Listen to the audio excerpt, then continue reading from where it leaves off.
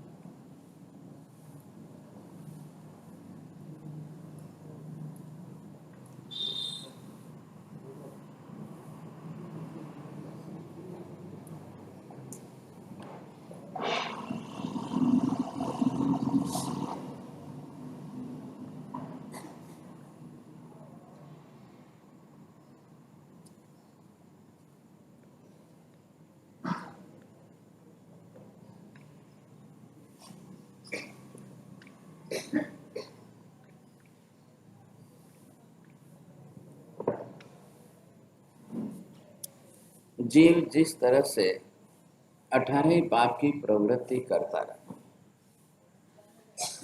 अब पाप की प्रवृत्ति करना संसार की सबसे बड़ी मजबूरी है। मजबूरी का तात्पर्य ये है कि संसार में रहना है तो पाप किए बिना नहीं चलता। अब कौन सा पाप कब करे जीव, कैसा पाप कब करे जीव, कितने पाप कब करे। पहला नियम ये जरूर समझ लीजिए, कोई भी पाप अकेला नहीं होता है। कैसा भी पाप अगर जीव को करना है तो अकेला तो नहीं हो। 18 है, एक दूसरे के साथ जुड़ेगा, दूसरा तीसरे के साथ जुड़ेगा। अब कितने पाप एक दूसरे के साथ जुड़ेंगे तब जाकर के कोई पाप बनेगा। और सबके साथ में जुड़ने वाला एक बड़ा ग्रुप जो है, और वो है यहाँ पर कसाय काल। अब ये कसाय के पाप स्थान जो है, अब जितने प्रमाण में है, आप 6ठे क्रोध, 7वें मान, 8वें माया, 9वें लोभ, 10वें राग, 11वें द्वेष, 12वें कलह, अब ये सब जो है हर किसी पाप के साथ जुड़ते हैं। अब कौन सी प्रवृत्ति कर रहे हो, आप किस पाप की प्रवृत्ति कर रहे हो, किसी से कोई मतलब नहीं। इन पापों के साथ अब ये अंदर साथ में जुड़ना है।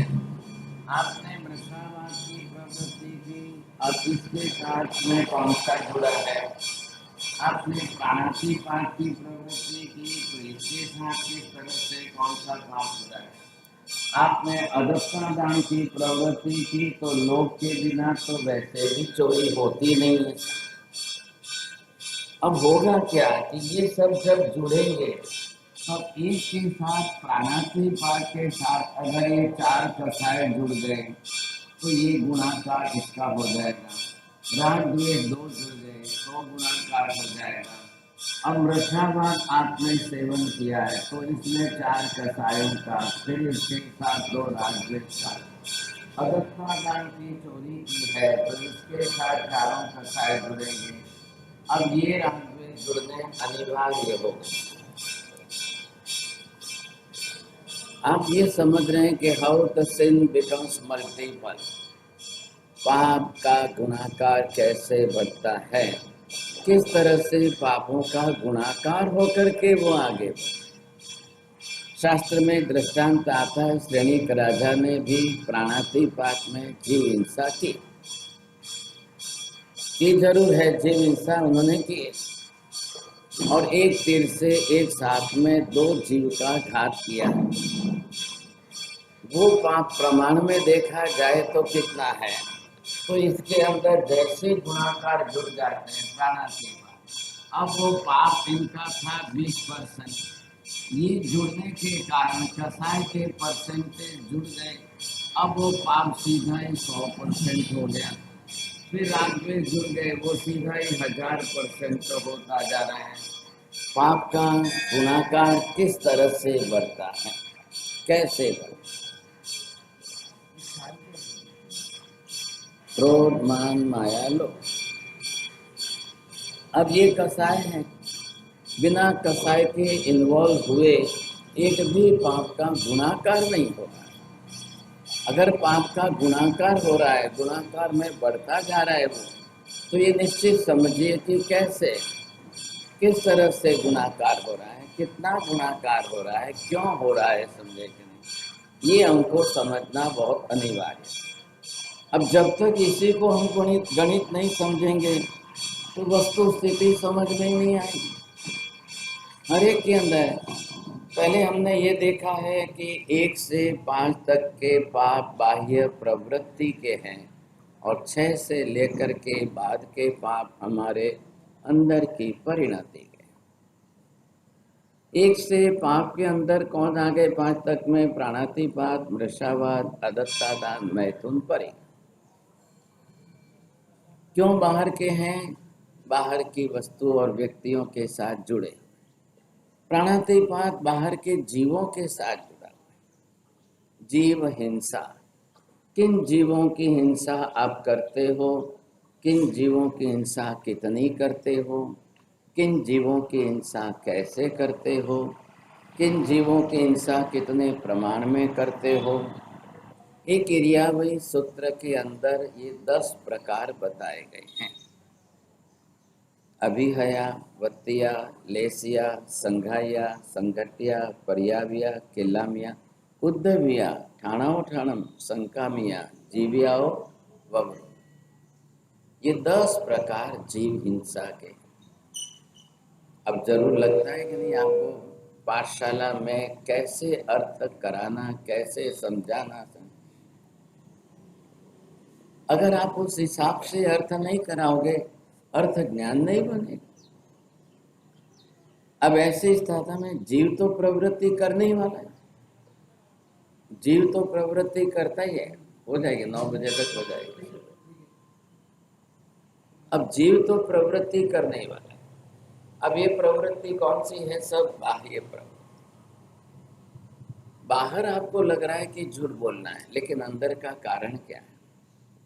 बाहर आपको लग रहा है कि वो चोरी कर रहा है, लेकिन बिना लोभ के चोरी करेगा? बहुत मुश्किल है।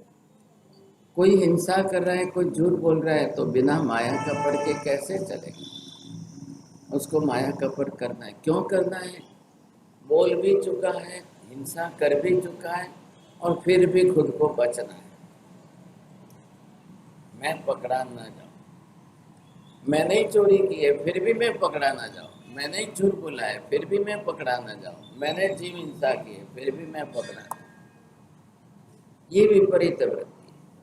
अगर आपके अंदर उस प्रकार की प्रामाणिकता होती तो आप सामने जाकर कहते हैं हाँ साहब मैंने झूठ बोला है, क्योंकि एक मेरे झूठ बोलने से इतना बड़ा बवाल मचा हुआ है। क्या तकलीफ है आपको, बोलिए, आप स्वीकार करिए। लेकिन ये जो माया कपट है आपके अंदर सरलता आने नहीं देगा। इसका काम क्या है? माया कपट का काम है वक्रता, जड़ता लाना, सरलता घटाना। अब ये क्यों सरलता है लाने देगा आप? तो जीव तो उस तरह से करते जाएगा। इधर देखिए, अब कर्म है तो कर्म जीव के साथ जुड़े हुए, कर्म आज के नहीं है। कितने जन्मों से कर्म साथ में चले आ रहे। आज सिमंदर स्वामी को प्रश्न पूछा जाए, आप ध्यान से समझना। हे भगवान, एक भी कर्म समाप्त हुआ क्या? अंदर और बाहर 18 प्रकार के पापों में से एक भी पाप समाप्त हुआ क्या? एक प्रकृति नष्ट होने के पहले वो अपनी सिमिलर 100 प्रकृति खड़ी करके जा रही है। एक पाप नष्ट होने के पहले वो आपको 100 पाप दूसरे खड़े करके जा रहा है। तो वो कहाँ खत्म हुआ? आत्मा के अंदर मिथ्यात्व की प्रकृति पड़ी हुई है।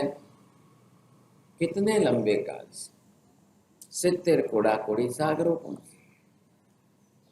एक कर्म की प्रकृति 70 कोड़ाकोड़ी सागर, लेकिन जीव के भव कितने हुए? आत्मा तो अनादि अनंत काल से संसार में है, भव कितने हुए हमारे? कोई 70 कोड़ाकोड़ी सागरों प्रेम के ही भव हुए हैं क्या? लेकिन एक कर्म प्रकृति खत्म होने के पहले वो दूसरी 100 प्रकृति बनाएगा, 1000 बनाएगा, तब जाकर के वो 70 कोड़ाकोड़ी सागरोपम की जो प्रकृति आपकी आत्मा के साथ बंधी हुई है वो उदय में आएगी। कितना लंबा काल उदय में रहने वाली है? 70 कोड़ाकोड़ी सागरोपम की उस सत्ता में रही हुई प्रकृति का अबाधा काल सिर्फ 7000 बरस। अब वो 7000 बरस के बाद तो उदय में है नहीं, उदय में आकर के कितने काल तक रहेगी? आज अगर हमने अपने अंदर से मिथ्यात्व मोहनीय की कर्म प्रकृति का क्षय नहीं किया तो और नया बंधाता जाएगा। अब हमारा आयुष्य है कितना? 100 साल। 100 साल तक मिथ्यात्व मोहनीय आपके जीवन में उदय में रहे, अब तो वो कितनी बार नए कर्म बंधाएगा? बात समझने की कोशिश करिए। जब एक समय में 7 कर्मों का बंध हो रहा है और आंख की पलक में एक बार में असंख्य समय हो रहे हैं, अब गणित कैसे करेंगे आप? आंख की पलक में एक बार में असंख्य समय हो रहे हैं और प्रति समय 7 कर्मों का बंध है। 7 कर्म में मिथ्यात्व मोहनी भी साथ में आया कि नहीं आया? आप हिसाब देखने की कोशिश करिए। आपने यहाँ आंख बंद करके यहाँ खोली, अब इतने समय के अंदर बीच में ये हो गए आपके असंख्य समय। अब इन असंख्य समयों के अंदर इस समय में आपका 7 कर्म का बंध है, तो एक आंख की पलक में हुए असंख्य समय के अंदर अब आप असंख्य का 7 बार गुणाकार करो, कितने कर्मों का बंध आपको हो रहा है? विचार रुक रहे हैं क्या? शरीर रुक सकता है, इंद्रियां रुक सकती है, वचन रुक सकता है, मन नहीं रुकता है। शरीर स्थूल काया है, 60, 70, 80 किलो की काया है, तो एक बार बैठ गई तो रुक गई। आपने सामयिक के अंदर आदेश ले लिया, इच्छा कारण संदेश भगवान बेसने। हे भगवान, હવે હું બેસું एक आदेश काया के लिए आ गया है, शरीर साथ में है, तो आपको बैठना अनिवार्य हो। अब आपने दूसरी तरफ दूसरा आदेश लिया, मन के लिए लिया है, इच्छा कर्ण संधि सब भगवान सज्जाए कर। अब मन को स्वाध्याय में जोड़ना है। नहीं, आप नहीं जोड़ोगे तो भाग जाए। આપણે રાજી થઈએ છીએ કે 2 ઘડીની 48 મિનિટની સામાયિક કરી એટલે, लेकिन 2 घड़ी तक आपका मन स्वाध्याय में रहेगा तो सामायिक। आधार किस पर है? अब 2 घड़ी तक किसका मन स्वाध्याय में रहेगा? आप स्वाध्याय में तल्लीनता बनाओ, निरंतरता अखंड धारा में लाओ, तो आपका स्वाध्याय हो जाएगा। व्याख्यान तो चलता ही 1 कलाक तक, 1 कलाक तक चलेगा तो आपकी 48 मिनट स्वाध्याय के अंदर अखंड धारा में जुड़ जाए। न इधर देखना है, न उधर देखना है, न इधर की सुनना है, न उधर की सुनना है, सिर्फ जिनवाणी में ध्यान रखना। लेकिन चलो स्वाध्याय के लिए आप व्याख्यान जिनवाणी श्रवण करो तब की बात है। आप घर में सामायिक करोगे तब क्या होगा, बाहर सामायिक करोगे तब क्या होगा? तब 48 मिनट आपको अखंड धारा में स्वाध्याय करना बहुत मुश्किल हो जाए। या तो घंटे 2 घंटे लिखो, या घंटे 2 घंटे आप साधना करो, या वांचन करो, या चिंतन करो, या मनन करो, या पठन करो, या पढ़ाओ, या सुनो। अब किसी न किसी क्रिया में आपकी 48 मिनट अखंड धारा में चले तो बात है, ख्याल आएगा। नहीं चले तो मुश्किल हो जाए। अभी मैंने इतने प्रयोग लिखा है, ख्याल है, अभी मैं सुबह 6 बजे प्रयोग लिख कर आया हूँ। अब उल्टे नवकार में शब्दों का विपर्यास करके कैसे नवकार के,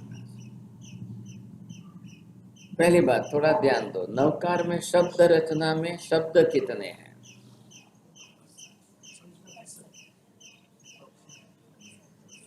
मैंने पूछा क्या है? 68 अक्षर। मैं पूछ रहा हूं शब्द, क्या रहेगा? शब्द क्या होता है? अक्षरों का समूह है, उसको शब्द कहते हैं। और एक स्वतंत्र है, उनको अक्षर कहते हैं। लेकिन अक्षरों की गणना सबको आती है।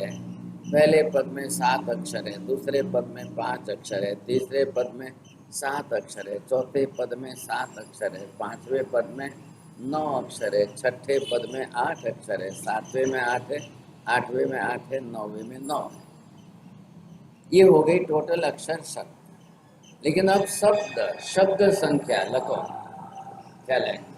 पहले पद में 2 ही शब्द है, दूसरे पद में 2 ही शब्द है, तीसरे पद में 2 ही शब्द है, चौथे पद में 2 ही शब्द है, और 5वें पद में 4 शब्द है, छठे पद में 3 शब्द है, 7वें पद में 3 शब्द है, 8वें पद में 3 शब्द है, 9वें पद में 3। कतरा हुआ? पहला नंबर है मान्य। चारे मीनारो चौमासरो पहला नंबर, भाषा इनाम दे दो काले। बस ये शब्द संख्या फिक्स हो गई, 24 ही शब्द है बस। अब च है तो च को एक अलग से गिनना पड़ेगा, वो वहां पर अक्षर होते हुए शब्द के अर्थ में है। अब जब शब्दों की अवधारणा कर लो, 24 शब्दों की अवधारणा। अब होगा विपर्यास, मतलब शब्द आगे पीछे करो। आप नमो लोहे सर्व सावणम हमारी मेमोरी में बोलते हैं, और लोहे सर्व सावणम नमो बोलना हो तो तकलीफ, सर्व लोहे सावणम नमो बोलना हो तो तकलीफ। शब्द चारों ही है, हमने आगे पीछे कर। अब आप आगे पीछे कितने तरीके से कर सकते हो? नमो लोहे सर्व सावणम, ये 4 शब्दों को आगे पीछे करके आप 4 तरीके से लिख सकते हो। अब आप करके देखिए और फिर उस तरीके से बोलिए। अर्थ में तो फर्क पड़ने वाला नहीं है, अर्थ वही रहने वाला है। अब कारण क्या है, हमने क्यों ऐसा किया है? Just to break down the memory, it should not come from the memory. अब आपका उपयोग उसके साथ जुड़ा हुआ होना चाहिए सर। आया ख्याल में आपको? एक बार बोलेंगे ऐसो पंच नमस्कार, अब दूसरी बार बोलेंगे पंच ऐसो नमस्कार, फर्क नहीं है ऐसा। तीसरी बार क्या बोलेंगे आप? अलग अलग तरीके से बोलना शुरू करो, पंच ऐसो नमस्कार। अब आप अलग अलग शब्दों को जोड़ते जाओ, बोलते जाओ। अब जितनी बार आप बोलोगे आपका उपयोग उस समय जुड़ा रहेगा, because it is not saved in your memory, it is not coming from the memory, so you have to change the words every time. आप समझ में आ रही बात? अब सब्व पावक पणासनो बोलो, पावक पणासनो सब्व बोलो, पणासनो सब्व पाव बोलो। अब तीन के तीन तो वो नहीं वाले, you have to write down with the three methods, different methods। अब इस तरह से 108 नवकार गिनना हो तो एक सामयिक पूरी हो जाए, ऐसे 108 नवकार गिनना हो, उल्टे सुलटे आप शब्दों का भी प्रयास करो, शब्द पूरे लेने हैं। और वो एक तरीका अलग है, अक्षर के हिसाब से लो तो नमो अरिहंताणम बोलना है आपको, लेकिन वहां पर आपको उल्टे क्रम में बोलना है। तो नंता हम री मोण, आप इस अक्षर से बोलोगे तब जाकर के मेमोरी काम नहीं करेगी। नमो अरिहंताणम मेमोरी में वो सेट है, मति ज्ञान में सीधे अक्षर का है, लेकिन नंता हम री स्नो मोण ये कैसे आएगा? अब वहां पर या तो अक्षर लिख करके पढ़ो, तो सामने स्क्रिप्ट रखो एक एक अक्षर की और फिर पढ़ते जाओ। अब आपको ध्यान में है कि मैं उल्टे क्रम से अक्षर पढ़ रहा हूँ, दूसरे प्रकार में उल्टे क्रम से शब्द पढ़ रहा हूँ, तीसरे प्रकार में उल्टे क्रम से पद पढ़ रहा हूँ। आप पढ़वम हवई मंगलम को पहले बोल दो। आप समझ में आ रही बात? तो अब आप उसमें क्या, लंग मम ई व ह डम प मम, अब आप तीनों शब्द को अक्षर से उल्टे क्रम में बोलो। तो 9 से 8 7 6 5 4 3 2 1 ऐसे आएंगे, 1 2 3 4 5 6 7 8 9, ये आपके सीधे क्रम के मेमोरी में सेव है। किसी को बोलो तो फटफट सीधे क्रम से बच्चा भी बोल जाएगा। अब आपको बोला जाए कि उल्टे क्रम से बोलो, फिर आपको तकलीफ, नहीं फावे। लेकिन अब आपका ध्यान इतना रहेगा कि आपको पूरी माला गिनने में 48 मिनट की सामयिक हो जाए और एक भी विचार फालतू नहीं आए, और नमकार मंत्र सीधा लेकर बोलते जाओ तो आपको 1000 विचार आते। ये प्रयोग हमको करने थे पारसमन जी, मैं चाहता था 120 दिन के चौमासे में प्रतिदिन एक एक प्रयोग कराना और एक एक सिखाना, लेकिन अब यहाँ परिस्थिति ऐसी है कि रस रुचि वाले नहीं हो तो मैं कहाँ से सीखूं। आज मैंने लिखा है 134वां प्रयोग, 134 नवकार गिनने के अलग अलग प्रयोग। नवकार कितने तरीकों से आप अलग अलग गिनो, और उसका उद्देश्य क्या है? एक भी विचार फालतू न आ जाए। अब हमारी सबकी कंप्लेन है, माला लेके बैठो के विचार आने ही वाले, इधर उधर के विचार घूमते रहेंगे। एक सामयिक में सैकड़ों विचार आ जाए, जब यहाँ तो एक बार की आँख की पलक में आपको असंख्य समय में 7 कर्मों का बंध होता है, तो कितना हो जाएगा? अब इससे बिल्कुल उल्टा हो जाएगा। जब 48 मिनट पूरी सामयिक आपकी एक माला शांति से हो और एक भी फालतू विचार नहीं आए, तो कितनी निर्जरा होगी। यहाँ बंध का गुणाकार बताया है, तो उसमें निर्जरा का गुणाकार, संवर का गुणाकार हो जाएगा, नए कर्म का बंध होगा ही नहीं। काया आसन में स्थिर है, वचन योग मौन है, मन को आपने उल्टे सुलटे गिनने में जोड़ दिया। अब आपको दूसरे विचार आने ही बंद हो गए, तो अंदर से निद्रा का गुणाकार, इधर संवर का गुणाकार। ये टेक्निक है, खाली नवकार तो वही है, शब्द तो वही है। अब आप इसको बदल करके किस तरह से करो, कैसे इसका क्रम बदल कर इधर से उधर आप करके कैसे करो, ये हमको देखना चाहिए। अब ये प्रयोग है, अब मैं तो लिख रहा हूँ, चलें तरीके बदल बदल करके लिख रहा हूँ और सिखा रहा हूँ। लोग सीख रहे हैं, परदेश से ज़्यादा लोग सीख रहे हैं विदेशों। हर गुरुवार को रात को 8 बजे नवकार मेडिटेशन की क्लास चल रही है। हर गुरुवार को रात को 8 बजे। अब हो गया इसको भी 1.5 बरस हो गया। अब 1.5 बरस के कितने गुरुवार हुए? 1 बरस के आपके 52 गुरुवार तो वैसे ही होने वाले हैं। अब 1.5 बरस के आपके 70-80 प्रयोग लिखता जाता हूँ, बनाता जाता हूँ, चित्र बनाऊंगा, साथ में लिख करके दूंगा, तब सामने वाले करेंगे। अब कल एक हैदराबाद वाले भाई आए हैं जो वहाँ पर रेगुलर ये क्लास अटेंड करके लिखते हैं। उन्होंने अपनी नोटबुक बना कर लाई है। अब वो नोटबुक आप ला करके देखो उन्होंने किस तरह से लिखे हैं और खुद प्रैक्टिकल प्रयोग करके अपने जीवन में कितने चेंजेस लाया। इतने तरीकों से नवकार गिना जा सकता है, इतने तरीकों से, अलग अलग तरीकों से, इतने तरीके से जब नवकार गिना जा सकता है तो कितनी बड़ी बात होगी। आप बच्चों को पाठशाला में पहले से ऐसे संस्कार डालें, once in a week, twice in a week और एज यू लाइक।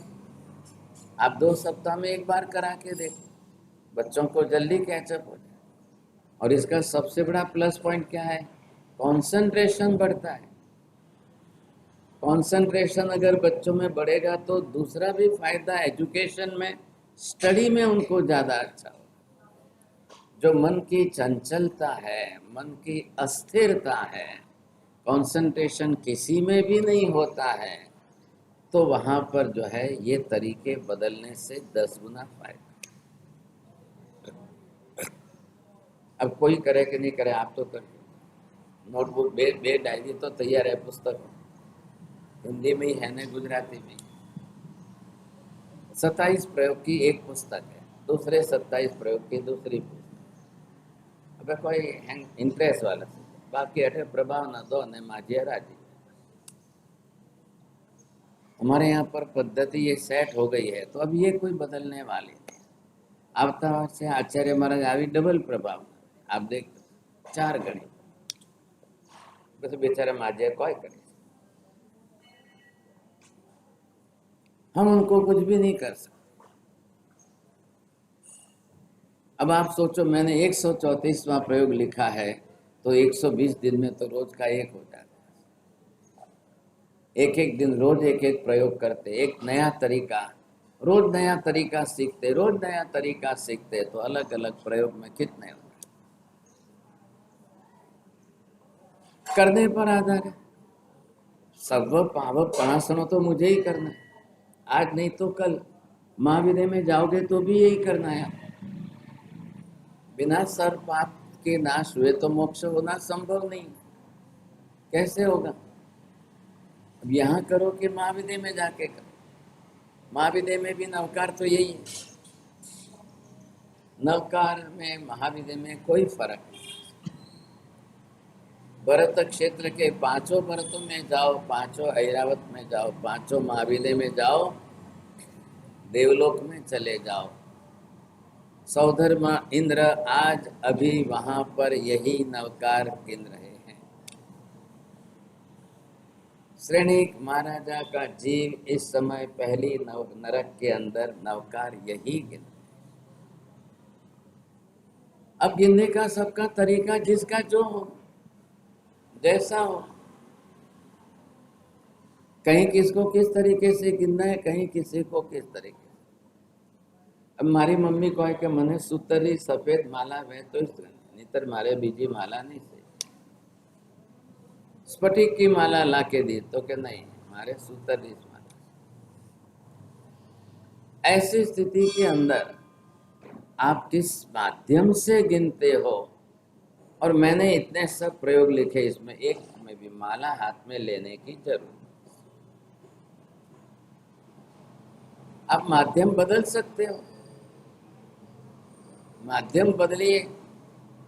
सामने आप जो है चित्र रखिए और दृष्टि स्थिर करके गिनते जाओ। आपको माला लेना एक माध्यम है, ये दूसरा माध्यम है, तीसरा माध्यम है, अलग अलग माध्यम है। अब कंडीशन क्या रखी है मैंने? जीभ हिलाना नहीं, होठ हिलाने नहीं, दांत हिलाने नहीं, उच्चार करना नहीं, तो मन जाके अंदर से मन काम। हमने उल्टा क्या किया? हम जीभ हिलाते हैं, होठ हिलाते हैं, दांत हिलाते हैं, थोड़ा थोड़ा बारीक से हम उच्चार कर लेते हैं, इसलिए मन जो है वो जल्दी भाग जाता है। बात इतनी सी। मन को भागने का आपने मौका दे दिया। अब आप ये बंद करके देखो, चारों कंडीशन बंद करो तो योग आपके तीनों ही बंद हो जाएंगे। शरीर को आसन में स्थिर कर दिया, वचन योग को मौन कर दिया। मौन ऐसा मौन करना है कि दांत बिल्कुल बंद रखना है। अब जीभ को हिलानी नहीं, अंदर होठ हिलाने ही नहीं। अब जाकर के उच्चार नहीं करोगे तो मन अपने आप काम, नहीं तो नहीं होगा। ये समझ। ऐसी स्थिति के अंदर प्रयत्न करके देखो। हमारी कंप्लेंट जो है कि मन स्थिर नहीं होता है, विचार आते रहते हैं, ये रोकने के लिए प्रयोग है। मैं आपको पारसमल जी 120 प्रयोग दे के जाऊंगा। अगले साल कोई आचार्य भगवान पधारे तो पहले दिन से, प्रवेश के दिन से ही आप जो है रोज का एक प्रयोग कराना। एक दिन का एक प्रयोग, प्रतिदिन का एक प्रयोग। अब जो करने वाले हो, जो रस लेते हो, जिनको विचार रोकना हो और करना हो, तो बस प्रभाव ना जोड़ो तो बस हैंग तैयार भी, फिर मतलब नहीं रहे। आप संख्या कम लो, गिनती की लो, उन्हीं को ही कराओ, जिनको रस रुचि है उनको ही सिखाओ, नहीं तो मतलब नहीं रहे। और नवकार तो हमारे लिए अनिवार्य हो गए, मृत्यु तक अनिवार्य, मृत्यु की अंतिम क्षण तक नवकार। हमने तरीका बदलना। आप सही तरीका चुन करके करेंगे तो रिजल्ट अलग से आएगा। आपने सही तरीका ही नहीं चुना तो फिर रिजल्ट नहीं आएगा। That will be one type of routine.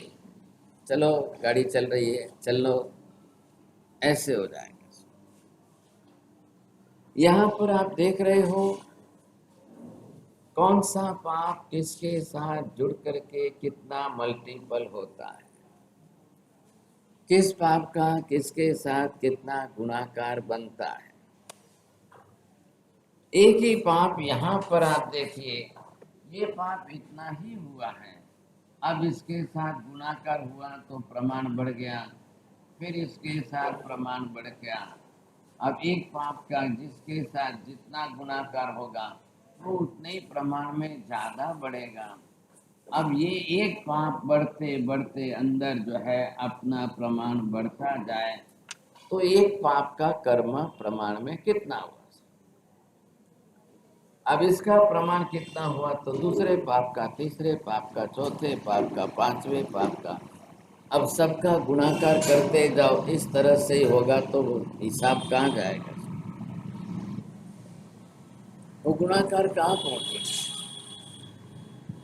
विजय चोर की मृत्यु के बाद, पिता के मरने के बाद बेटा पाप का अब गुणाकार करता है। कोई कंट्रोल रहा नहीं, किसी की कोई लगाम ही नहीं है सिर पर, किसी का कोई नियंत्रण नहीं है। एक आदमी पर अगर कंट्रोल है तो वो कितने प्रमाण में करेगा, और किसी का कुछ भी कंट्रोल ना हो तो उसका प्रमाण कितना बढ़े। आपके घर में बच्चे पर नियंत्रण हो तब देखो, और बिल्कुल नियंत्रण ना हो तब देखो, तब गुणाकार कहाँ जाएगा, कितना बढ़ेगा। आखिर थोड़ा बहुत भी कंट्रोल होगा तो कहीं ना कहीं तो रुकेगा। अब कंट्रोल ही नहीं होगा तो फिर अनलिमिटेड हो जाएगा, आजादी मिल गई, फिर कोई भी पाप कम नहीं होगा, फिर हर पाप का गुणाकार बढ़ता जाएगा। ऐसी स्थिति के अंदर लोग इसका प्रमाण घटाने को तैयार।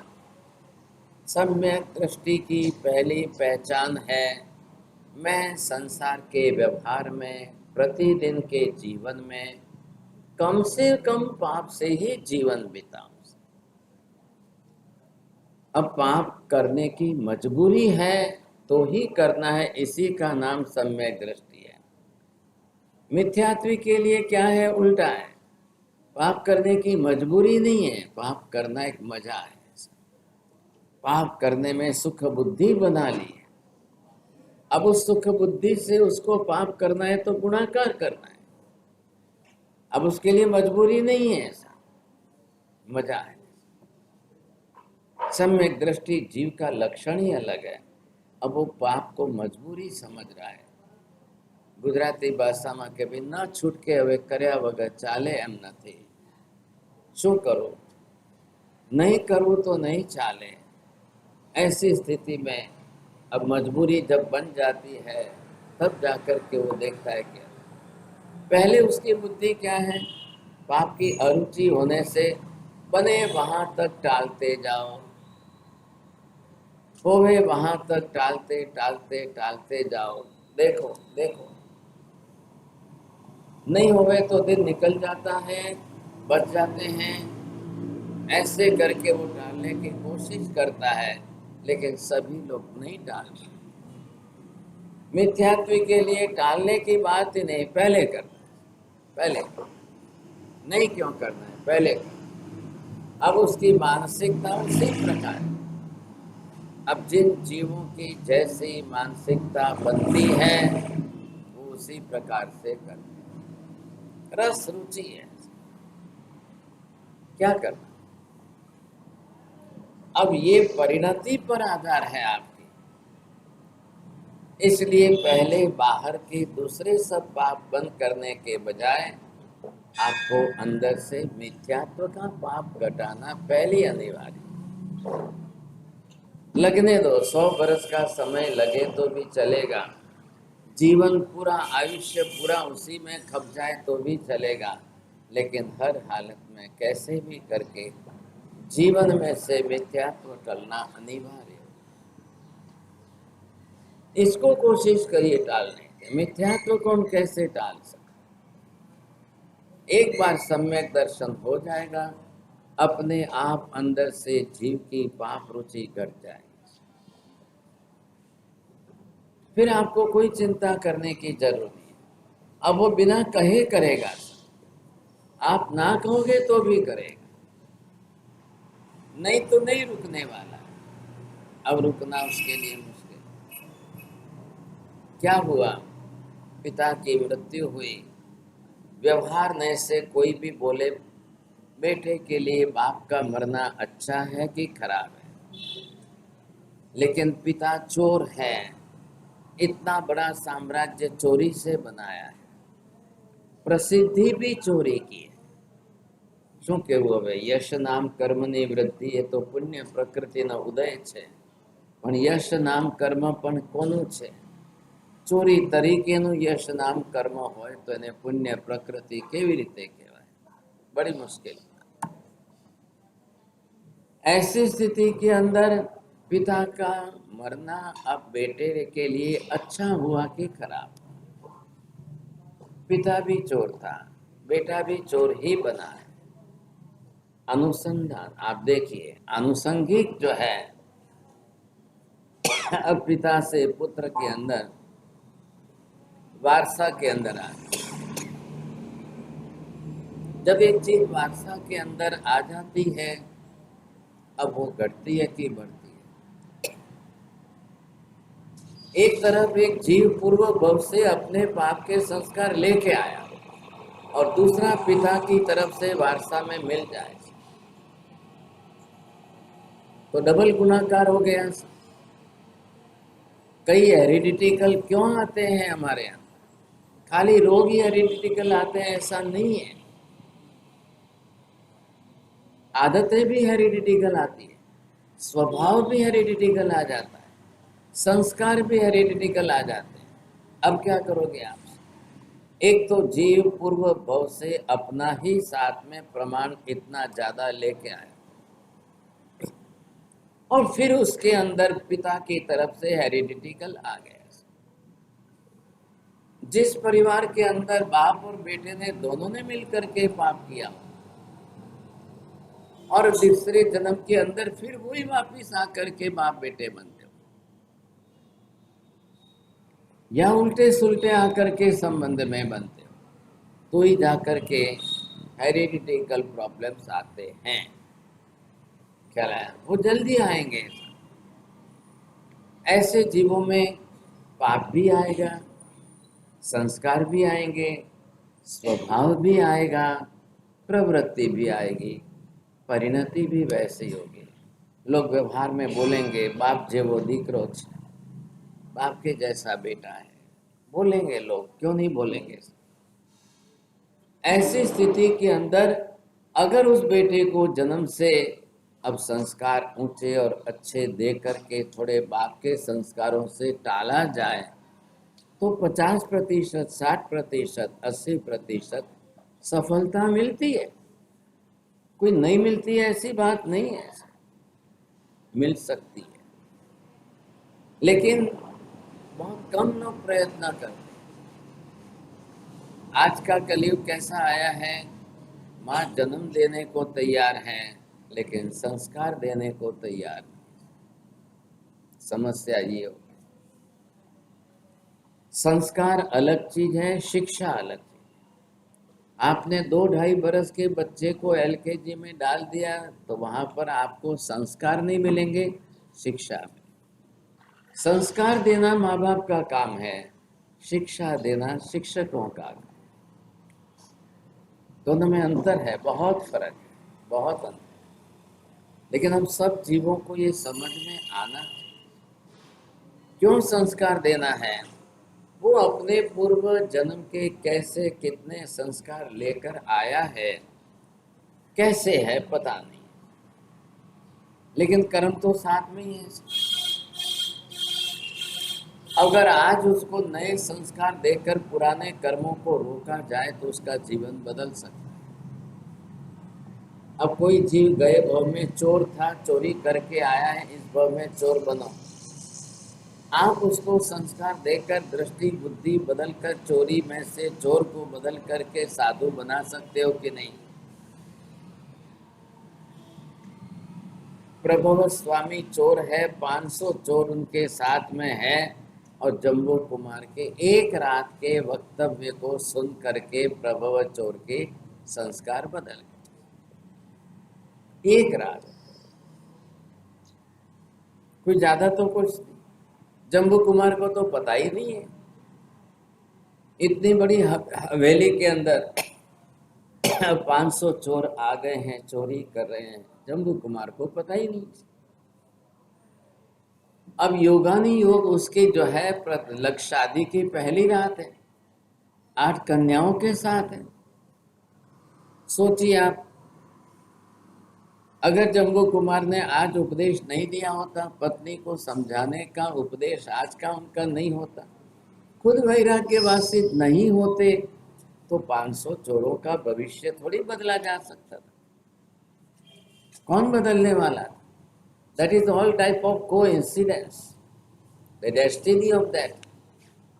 इधर 500 चोरों का उसी दिन आना, इधर जम्बू कुमार की शादी की पहली रात का उसी दिन जो है योग संयोग बनना, और सबसे बड़ी बात कि जम्बू कुमार का दृढ़ संकल्प बना हुआ,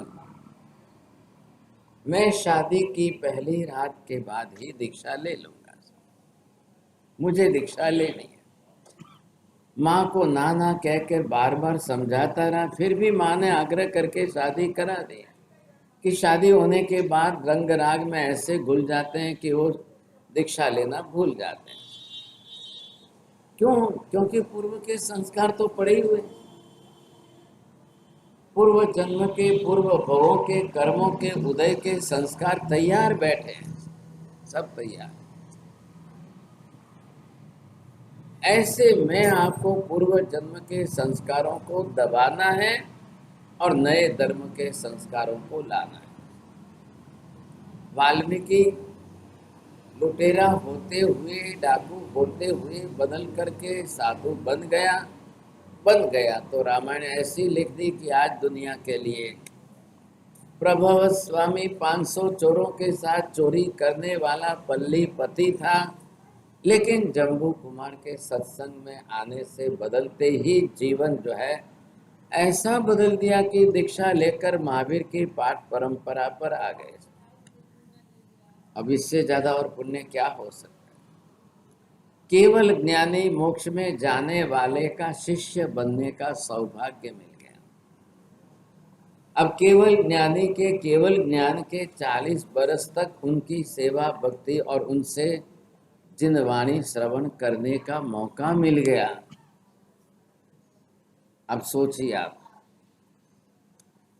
जम्बू कुमार ने दीक्षा ली 16 बरस, छोटी सी उम्र में ली। अब 20 बरस तक छद्मस्त रहे, 40 बरस तक केवली पर्याय में रहे। तो प्रभव स्वामी को सेवा करने का, उनसे जिनवाणी श्रवण करने का लाभ कितने वर्षों तक मिला? हालांकि जम्बू स्वामी के बाद मोक्ष गमन जो है वो बंद हो चुका था, लेकिन अब ये जब भगवान की गादी पर आए हैं, केवल ही भगवंत के शिष्य के रूप में हैं, इससे बड़ा सौभाग्य अब इससे आत्मा का कल्याण कितना हो सकता है। और खुद ने अपना किया, इतने नहीं, साथ में 500 जो उनके शिष्य बने थे सबका किया। आज इतिहास के 2500 बरस में दूसरी बार ऐसी घटना नहीं घटी है। पर प्रभव स्वामी के जैसे दूसरे कोई ऐसे नहीं हुए कि 500 जनों ने मिलकर दीक्षा ले ली। और आज अगर कोई आ जाए कि मैं तो चोरी करता हूँ महाराज, मैंने दीक्षा आपसो, तो कौन कैसे भैया आ कौन पाड़े से? हम तो नहीं बोलेंगे भाई साहब, अगर आज चोरी करना रहो गठियो आवी ने अहिया दीक्षा ले तो अब दो अनु उपाड़ी जाए तो शू करे? अब वो विश्वास नहीं आता है। चोर होना एक भूतकाल है, लेकिन परिणति बदल जाए तो फिर वो कोई भी क्यों ना, फिर तो सवाल ही नहीं है, भले कोई भी हो। परिणति अंदर से बदलनी अनिवार्य है। अब ऐसी परिणति हमारी, भले हमारी चोरी की नहीं है तो 18 में से किसी न किसी पाप की तो है। एक बार चोर को दीक्षा दी जा सकती है, लेकिन 18वें पाप वाले मिथ्यात्वी को दीक्षा नहीं दी जाती। अब चोरी का पाप बड़ा है कि मिथ्यात्व का पाप बड़ा है? चोरी से 1000 गुना बड़ा जो है मिथ्यात्व का पाप। अब इस तरीके से जाकर के हम मिथ्यात्व की परिणति को बदलने की कोशिश करें, नहीं तो बदल ही नहीं पाओगे। अभग्न सेन को वारसा में चोरी का संस्कार मिला, जन्मते ही आज पिता की मृत्यु तक उसने तो चोरी देखी है।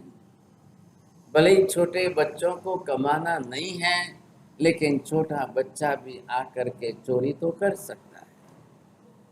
कमाना सिखाओगे तब सीखेगा, पढ़ने में पढ़ाओगे सिखाओगे तब पढ़ेगा, लेकिन 18 ही पाप करने के अंदर किसी को कुछ भी सिखाना नहीं पड़ता है। चोरी करनी सिखानी नहीं पड़ती है, झूठ बोलना सिखाना नहीं पड़ता है, अब उसके संस्कार में करेगा ही करेगा। अंदर से तैयार है, कर्म की प्रकृति तैयार है। इसलिए बाहर पाप की प्रवृत्ति को टालना या अंदर से कर्म की प्रकृति को खपाना। तो पहले हमने क्या किया, व्रत नियम लेकर के अंदर से पाप की प्रवृत्ति को कम की, दबा के रखे।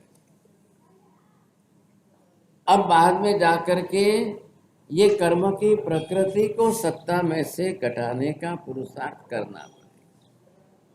नहीं तो ये जब तक कर्म की प्रकृति उछलेगी, अंदर से कूदेगी, अंदर से उछलेगी, तब जाकर के आपको तो पाप करना ही करना। नौबत ऐसी आ जाए, ऐसी नौबत हमारी न आए, इसलिए जीवों को सबसे पहले उम्र छोटी पाप बड़े, उम्र छोटी पाप ज्यादा, उम्र छोटी 10 गुना ज्यादा बड़े पाप करने की तैयारी। ना कोई पाप का डर है, ना कोई कर्म का डर है, ना कोई बहु संसार बढ़ने का डर है। अब ये तीनों सम्यक दृष्टि में अनिवार्य चाहिए। पाप का डर चाहिए, कर्म का डर चाहिए, और बहु संसार बढ़े इसका डर चाहिए। भूल से भी बहु संसार नहीं बढ़ाना है।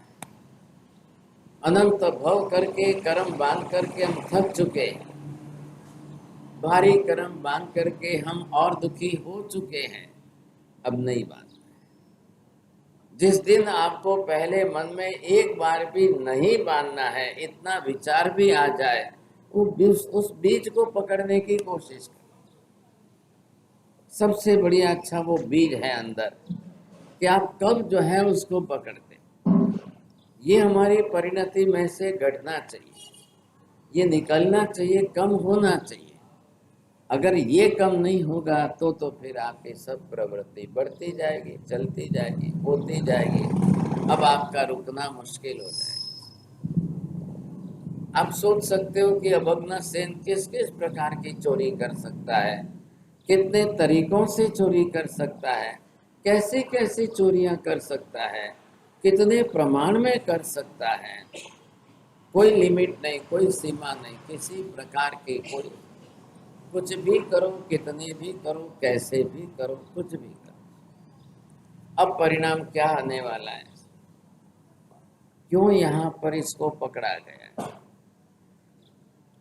आपको आश्चर्य लगेगा, थोड़ा सा 2-4 दिन में विषय पूरा हो जाएगा। लेकिन तुलना करें, विजय चोर बाप चोरी करते हुए पकड़ा नहीं गया और बेटा चोरी करते हुए पकड़ा गया।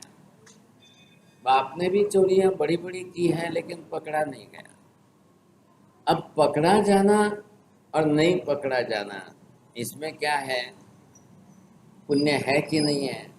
आपका पुण्य है, कितना पुण्य साथ दे रहा है? पाप करते हुए पकड़े ना जाओ, चोरी करते हुए आप पकड़े न जाओ, ये आपका जो है हिसाब कैसा है? अब कई लोग चोरी करने हुए पकड़े जाते हैं, कई लोग चोरी करने के पहले ही पकड़े जाते हैं, कई लोग चोरी के संशय में पकड़े जाते हैं, और कई लोग धड़ल्ले से चोरी करते हैं फिर भी नहीं पकड़े जाते। तो आखिर संसार के अंदर इन जीवों का किसका पुण्य, किसका कितना पुण्य, कौन कैसा पुण्य कितना लेकर आया है, पता। अब किसका पुण्य बहुत कम पड़ता है तो छोटी सी चोरी में पकड़ा जाता है, बहुत छोटी सी चोरी में पकड़ा, और कई लोग बड़ी बड़ी चोरियों में पकड़े नहीं जाते। ऐसा मत समझिए कि नेता लोग, मिनिस्टर लोग चोरी नहीं करते हैं, लेकिन वो चोरी कौन सी, रास्ते में 100-200 पड़े हैं वैसे उसको उठाने की चोरी नहीं करेंगे। रास्ते में हवालदार चोरी करेगा तो कितनी करेगा सब। लेकिन नेता लोग बड़ी बड़ी पोस्ट पर, बड़े पद पर जाने के बाद बहुत बड़ी बड़ी चोरियां कर ले, पता ही नहीं।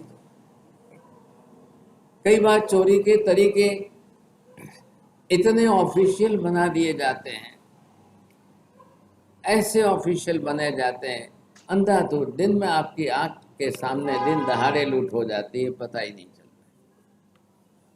सबको करनी है, लेकिन करनी इस तरीके से करनी है कि सामने वाले की आंख में धूल डाल करके उसको पता न चले कि चोरी, और करते। ऐसा होता जा रहा है, ऐसा चलता जा रहा है। लोग बहुत कुछ प्रकार से अन्य कई तरीकों से करते जाते हैं कई काम। अब इस स्थिति के अंदर किसको पता चल रहा है? छोटी उम्र है, चोरी बड़ी कर रहा है, छोटी उम्र है, चोरियां ज्यादा कर रहा है प्रमाण के अंदर। अब आखिर कर्म की सत्ता से तो डर नहीं है, लेकिन अब करते करते चारों तरफ हाहाकार मच गया है। जनता ने आकर के राजा को विनती की कि राजन, दिन दहाड़े हमारे घर लूटे जा रहे हैं, हमने बाप दादा की इकट्ठी कोई सारे मिलकर चोरी हो गई, अब बेटी की शादी कैसे करेंगे, अब क्या करेंगे, कैसे करेंगे, कैसे करेंगे, ये चिंता बनी रहती है सब। अब लोग परेशान हैं तो कहाँ जाएंगे? प्रजा का रक्षक कौन है? तो जो प्रजा का रक्षक है उसी को तो जाकर कुछ कहा जा सकता है, विनती की जा सकती है कि राजन कुछ तो करो भाई, कुछ तो करो। सिंह रोज गांव के अंदर आकर किसी को फाड़ के खाता था, तब गांव के लोगों ने इकट्ठे होकर मिलकर राजा को विनती की। उस समय ये त्रिप्रष्ट भाई थे, साथ में खड़े थे पास में, इन्होंने सुन लिए तो उन्होंने बीड़ा उठा लिया कि मैं जाकर के सिंह को मार दे। अब ऐसा तो संसार के अंदर चलने वाला, यहाँ चोरियों के प्रमाण की बात, लेकिन विजय चोर पिता के रूप में नहीं पकड़ा गया, अब अग्निसेन पुत्र के रूप में पकड़ा गया। अब चोरी करने वाला चोरी के साथ में मृषावत करेगा कि नहीं, प्राणातिपात करेगा कि नहीं, जीव हिंसा का पाप करेगा कि नहीं, प्राणी हिंसा वध करना, कुछ भी करना है। चोरी करते समय आप जाओ, सामने कोई जग गए उठ गए और आपको ले जाने ना दे तो उसको भी मारना है। तो कई बार एक पाप दूसरे के साथ में इतना जुड़ जाता है, ऐसा संबंध में आ जाता है कि पाप भी नहीं छूट पाता है।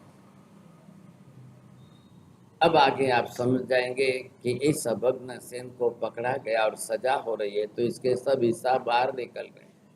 कई बार जो भी है नहीं पकड़े जाए वहां तक कोई हिसाब बाहर नहीं आता है। मिनिस्टर भी कोई बड़े पकड़े जाए तब पता चलता है लोगों को, कोई उसने उघराणी की है कि रोज के 100 करोड़ ला के दो, अब नहीं तो किसको पता चलता है। और कोई लोग में आ जाए, बड़ी लोग के अंदर आ जाए कि अब तो हम दूसरी बार तो इलेक्शन में आने वाले नहीं है, तो जाते जाते है उतना ही लूट के जाओ।